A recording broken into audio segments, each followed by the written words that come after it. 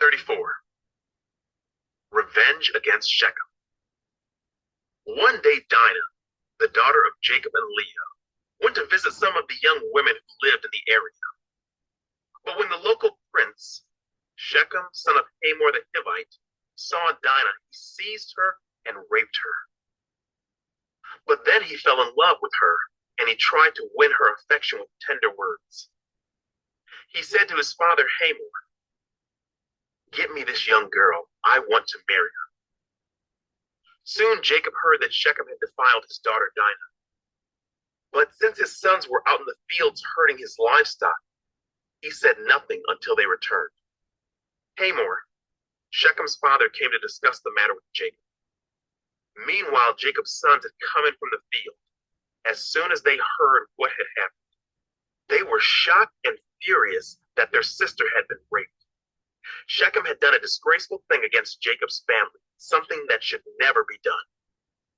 Hamor tried to speak with Jacob and his sons.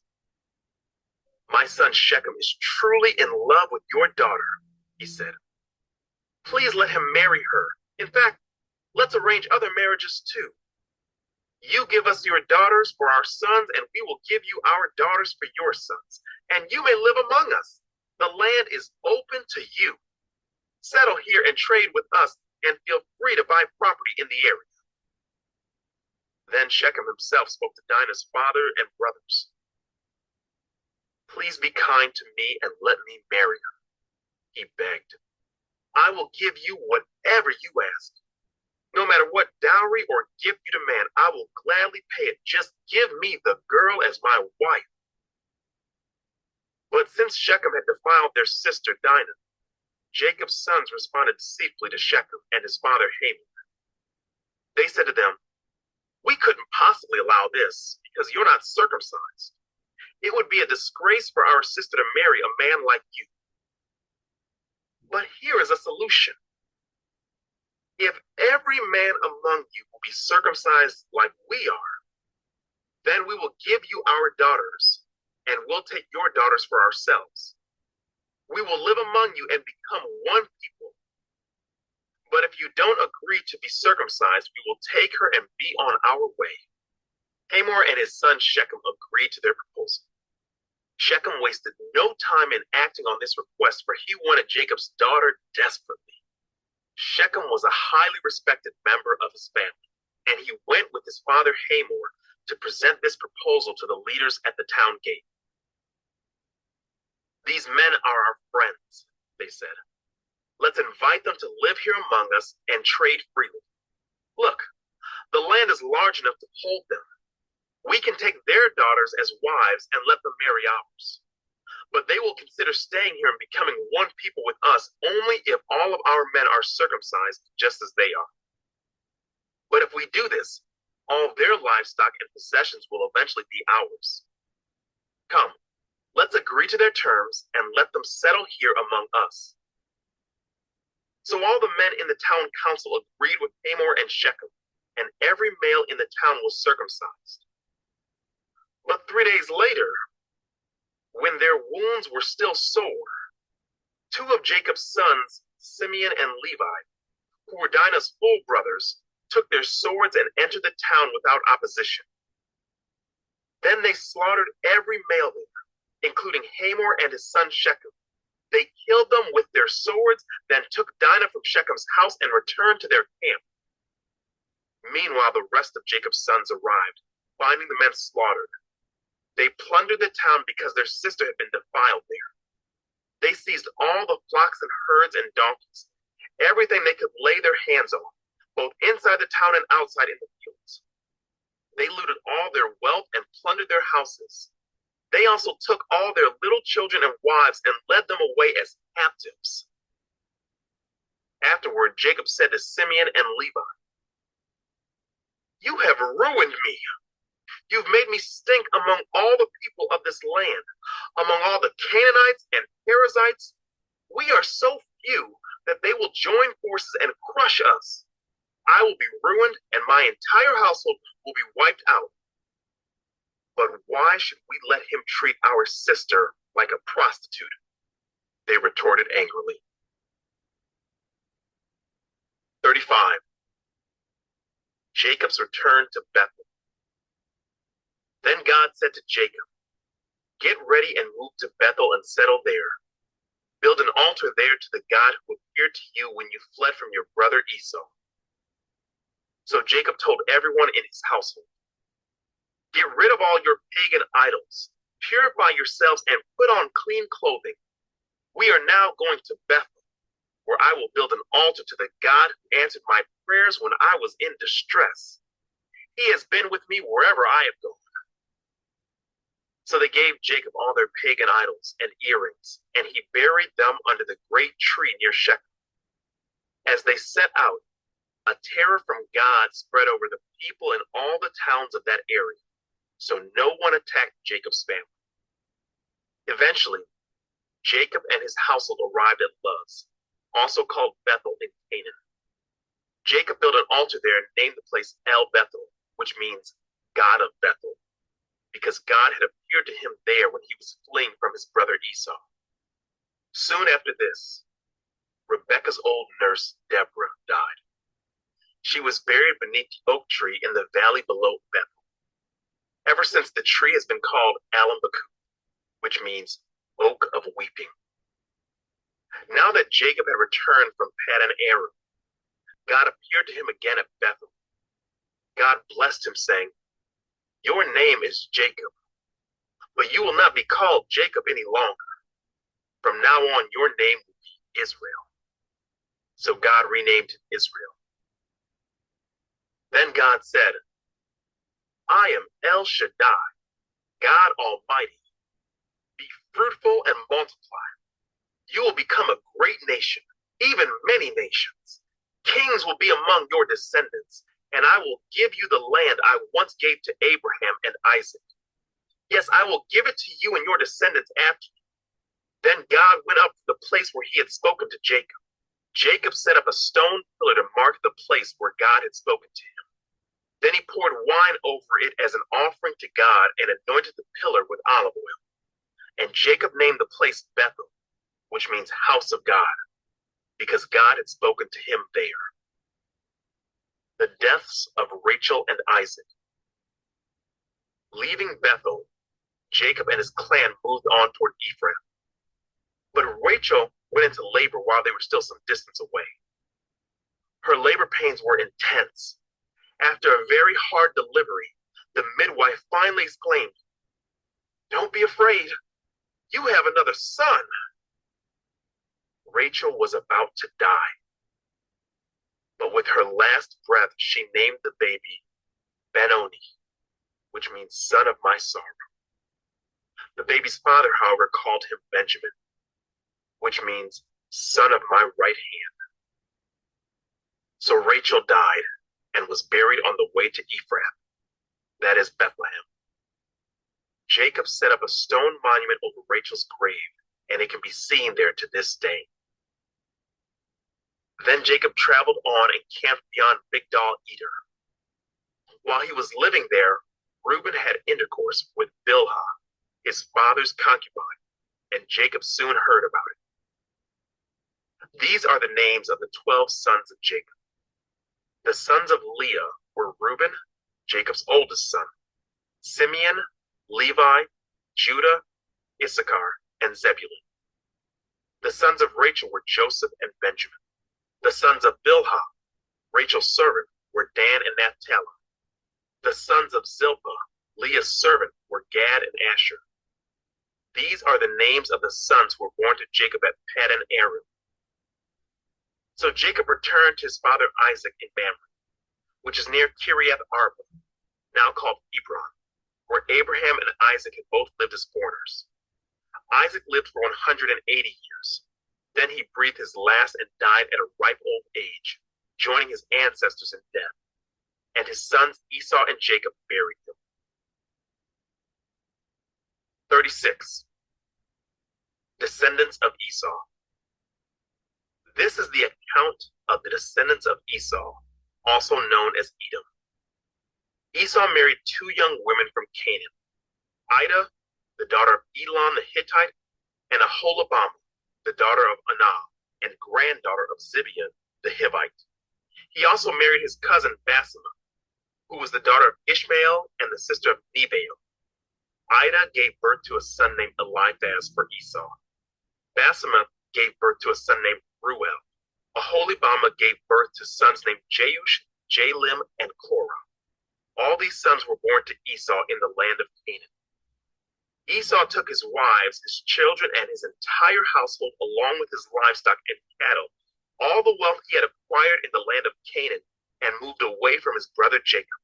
There was not enough land to support them both because of all the livestock and possessions they had acquired.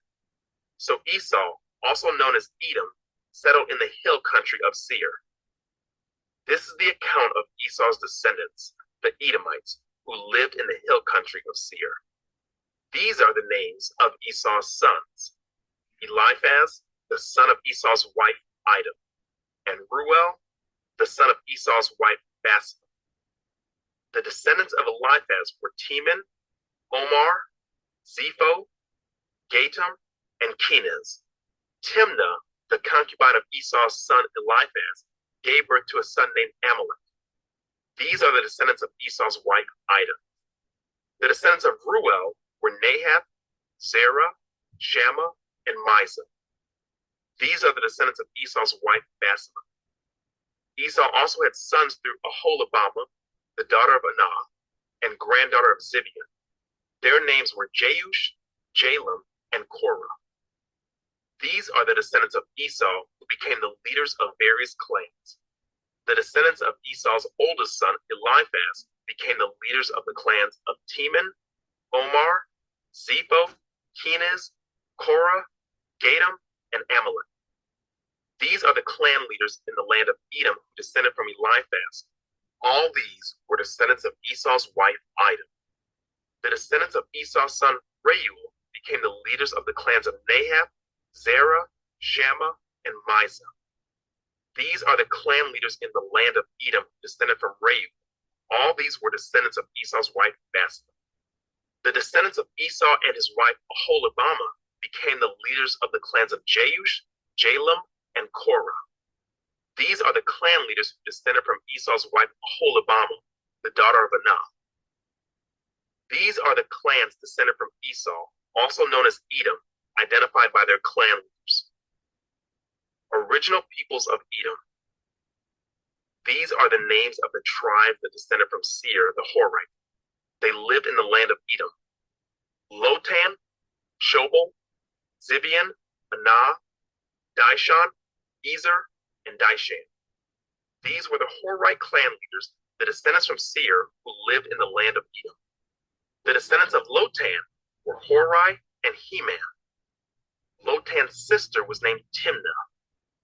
The descendants of Shobal were Alvan, Manahath, Ebal, Shepho, and Onam.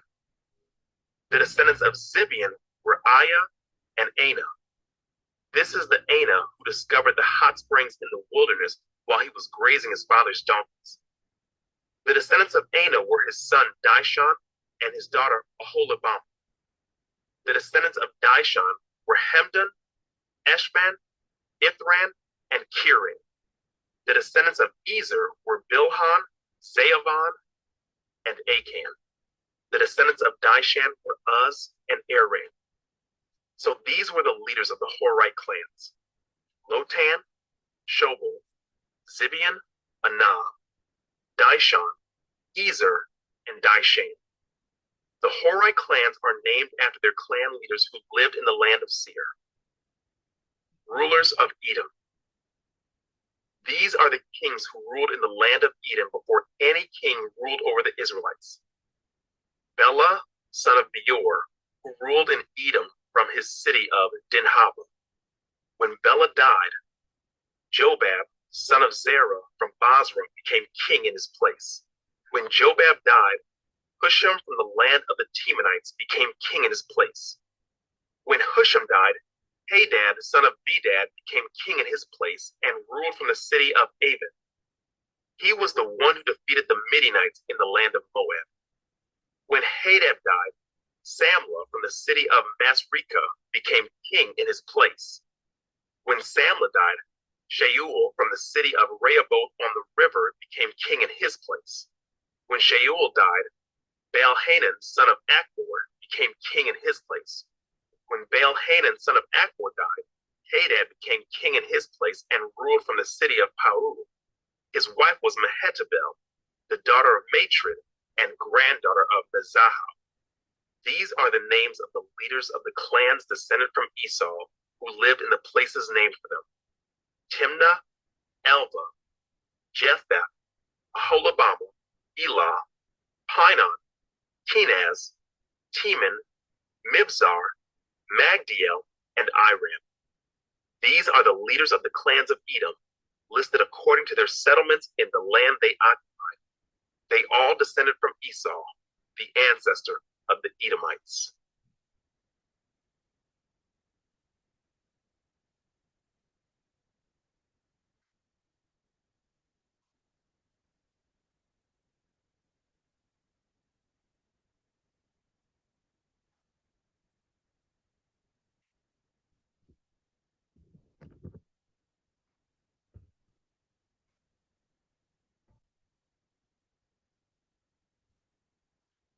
"37. Joseph's dreams.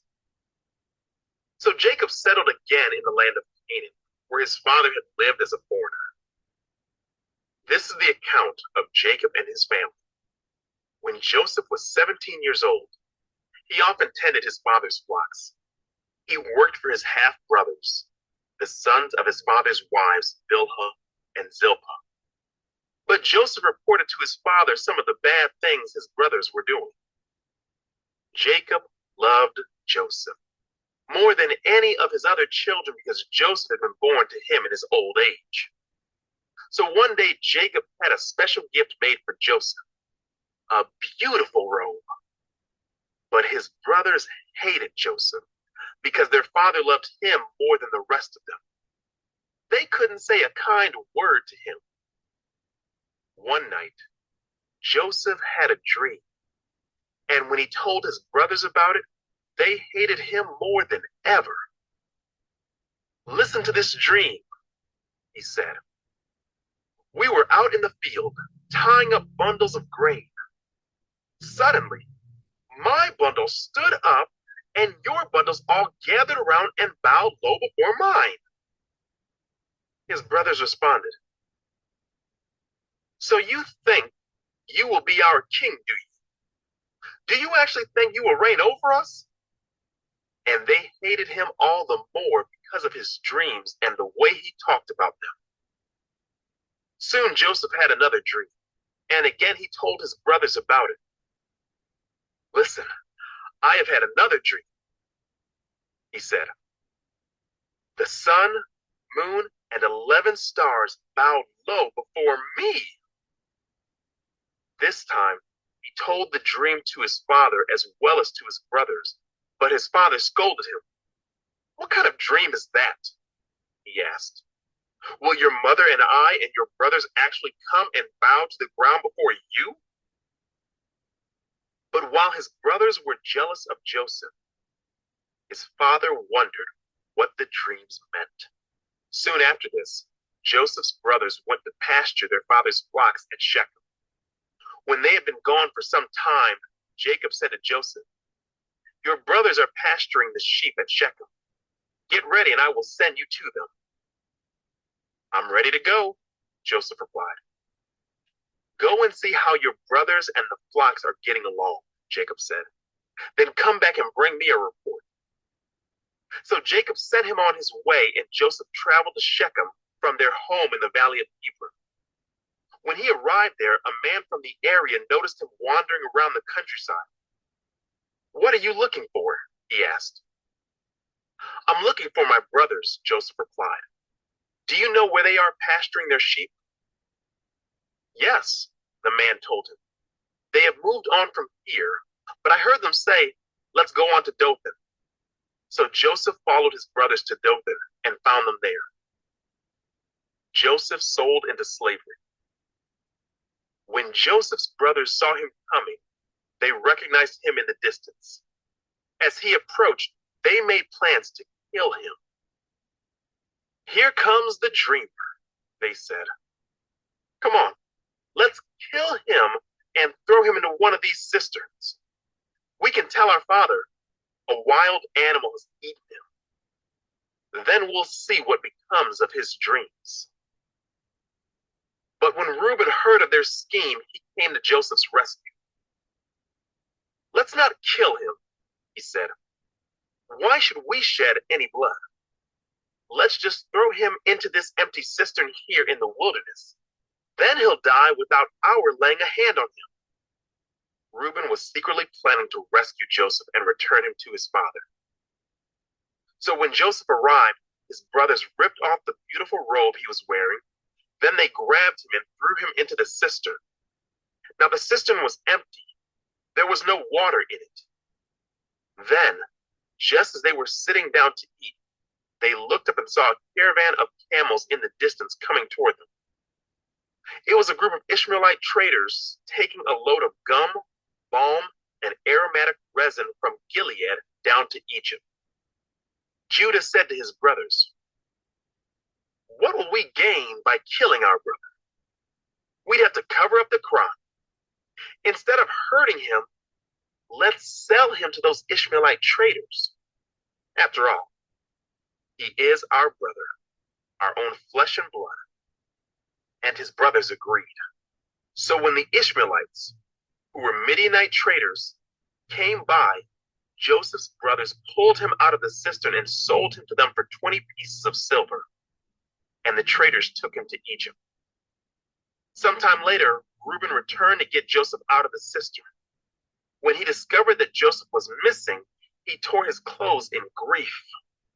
Then he went back to his brothers and lamented, "The boy is gone. What will I do now?" Then the brothers killed a young goat and dipped Joseph's robe in its blood. They sent the beautiful robe to their father with this message: "Look at what we found. Doesn't this robe belong to your son?" Their father recognized it immediately. "Yes," he said, "it is my son's robe. A wild animal must have eaten him. Joseph has clearly been torn to pieces." Then Jacob tore his clothes and dressed himself in burlap. He mourned deeply for his son for a long time. His family all tried to comfort him, but he refused to be comforted. "I will go to my grave mourning for my son," he would say, and then he would weep. Meanwhile, the Midianite traders arrived in Egypt, where they sold Joseph to Potiphar, an officer of Pharaoh, the king of Egypt. Potiphar was captain of the palace guard.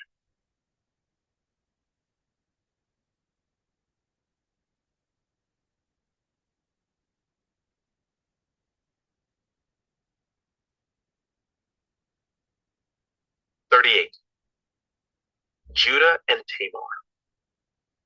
About this time, Judah left home and moved to Adullam, where he stayed with a man named Hiram. There he saw a Canaanite woman, the daughter of Shua, and he married her. When he slept with her, she became pregnant and gave birth to a son, and he named the boy Then she became pregnant again and gave birth to another son, and she named him Onan. And when she gave birth to a third son, she named him Shelah. At the time of Shelah's birth, they were living at Kezib. In the course of time, Judah arranged for his firstborn son, to marry a young woman named Tamar. But was a wicked man in the Lord's sight, so the Lord took his life. Then Judah said to brother Onan, "Go and marry Tamar, as our law requires of the brother of a man who has died. You must produce an heir for your brother." But Onan was not willing to have a child who would not be his own heir. So whenever he had intercourse with his brother's wife, he spilled the semen on the ground. This prevented her from having a child who would belong to his brother. But the Lord considered it evil for Onan to deny a child to his dead brother. So the Lord took Onan's life too. Then Judah said to Tamar, his daughter, "Go back to your parents' home and remain a widow until my son Shelah is old enough to marry you." But Judah didn't really intend to do this because he was afraid Shelah would also die, like his two brothers. So Tamar went back to live in her father's home. Some years later, Judah's wife died. After the time of mourning was over, Judah and his friend Hira the Adullamite went up to Timnah to supervise the shearing of his sheep. Someone told Tamar, "Look, your father-in-law is going up to Timnah to shear his sheep." Tamar was aware that Shelah had grown up, but no arrangements had been made for her to come and marry him. So she changed out of her widow's clothing and covered herself with a veil to disguise herself. Then she sat beside the road at the entrance to the village of Enaim, which is on the road to Timnah. Judah noticed her and thought she was a prostitute, since she had covered her face. So he stopped and propositioned her. "Let me have sex with you," he said, not realizing that she was his own daughter-in-law. "How much will you pay to have sex with me?" Tamar asked.